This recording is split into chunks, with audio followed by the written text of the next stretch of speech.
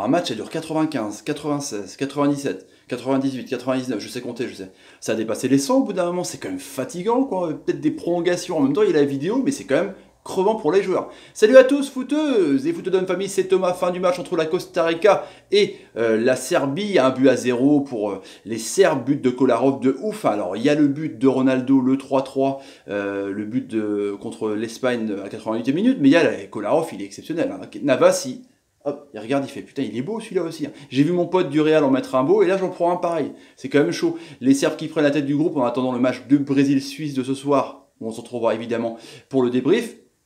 Un beau match de foot avec une belle équipe serbe qui allie à la fois le physique et la possession. C'est vraiment un jeu tiki-taka de ouf, hein. C'est vraiment intéressant, il y a des gros joueurs. Et Costa Rica avec une défense à 5, hein, le 5-4-1 de Ramirez, le sélectionneur, et donc vraiment une défense où rien ne passe et puis ils évoluent en contre avec des joueurs rapides. Quand on voit déjà l'équipe serbe sur le papier, c'est quand même pas mal. Hein. Le milieu de terrain, Milinkovic-Savic la Lazio culmine à 1m91, Matic de Manu à 1m94, Milojevic à 1m96 de Crystal Palace, et pourtant tu te dis que c'est des Golgoths, pas du tout, c'est des joueurs de ballon, c'est assez incroyable.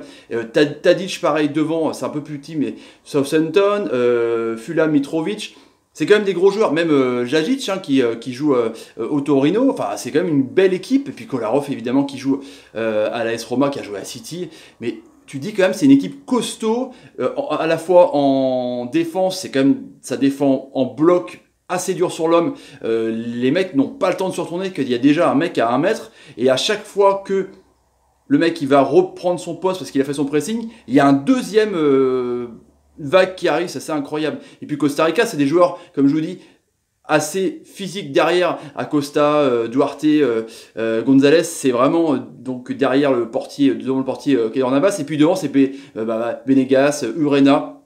Ça joue pas mal, c'est beaucoup de joueurs qui jouent, Urena joue à Los Angeles, Guzman au milieu de terrain c'est très très bon mais ça joue à Portland, c'est beaucoup de joueurs qui jouent en MLS, Borges qui joue à la Corogne en Espagne, mais c'est beaucoup de joueurs qui vraiment une barre de 5 physiques avec des latéraux qui montent et puis devant des joueurs techniques, mais face à vraiment une équipe de Serbie qui joue bloc, déjà dès le début du match on a vu le métier, enfin il est énorme, j'ai adoré Mitrovic, on a vu un contrôle porte-manteau dans la surface de réparation qui était énorme. Alors certes il est puissant, il est bien en pivot dos au but parce qu'il est vraiment costaud, mais techniquement c'est assez incroyable. Sur l'aile, là, des fois, il passait les mecs du Costa Rica, les Tucos, de façon à moitié incroyable.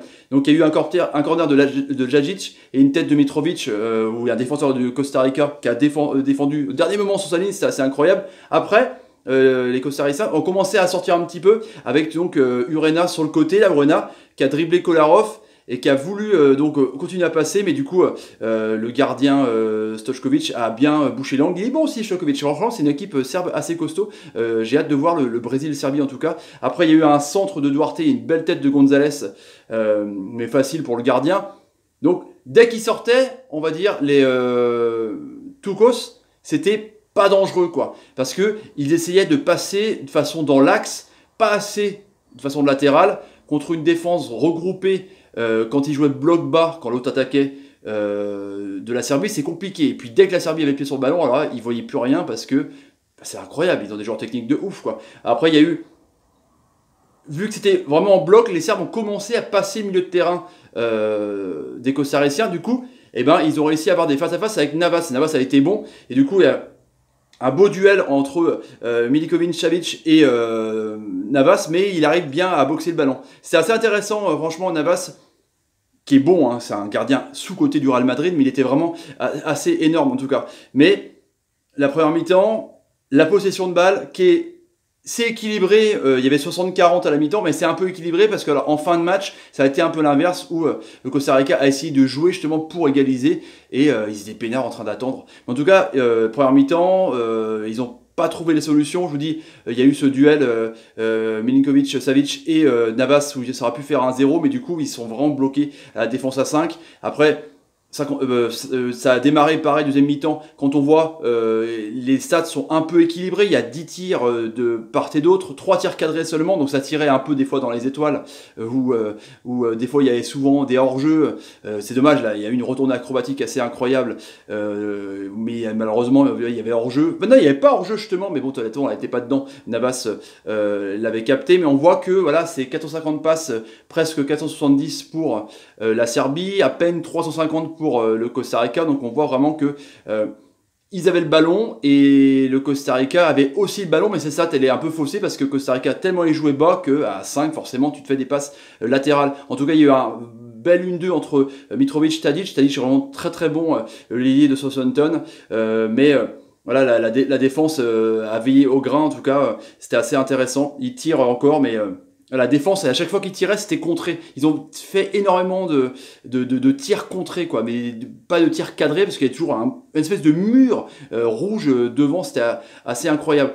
Après, 56e, le temps s'est arrêté. Un peu sur la gauche, là, comme ça, hop, il se place, le mur est là, et là, puis il brosse son ballon, paf, lucarne droite, et là, Navas, il constate les dégâts, il fait putain, d'accord, 1-0. Et là, c'était facile, parce que tu dis quand tu mènes 1-0, comme par exemple contre l'Australie, où Griezmann, donc le penalty, à 1-0 contre une équipe regroupée, tu t'as fait le plus dur. Parce que dans ces cas-là, tu n'as plus qu'à attendre vraiment que le mec il fasse des conneries pour que tu recontres derrière.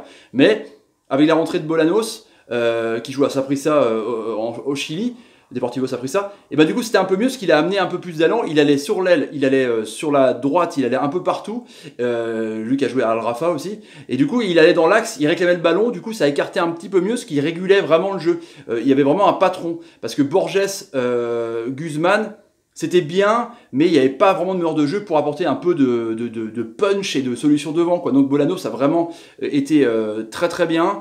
Je trouvais il a fait des bonnes frappes, il a proposé, ça essayait de passer par-dessus la défense serbe, mais ça ne le faisait pas. Après, donc, il y a eu un penalty non sifflé aussi sur une faute.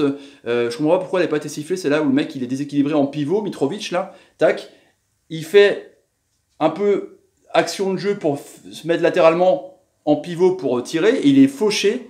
Et du coup, il n'y a pas penalty, donc la vidéo, c'est vraiment 2 poids 2 mesures, elle sert à moitié à rien, du coup, c'est encore une fois, moi j'aime pas la vidéo, même si ça se passe bien pour l'instant, on verra dans les éliminations directes, hein, mais je sais pas, c'est de toute façon, c'est l'arbitre qui décide de toute façon. Ensuite, après, il y a eu une dernière occasion de ouf à la fin de Bolanos sur un tir contré d'un Serbe, donc il n'y a pas hors-jeu, mais il la loupe, il met au-dessus. En tout cas, après, il y a eu la bagarre un petit peu, c'était tendu, hein. On a vu un gars du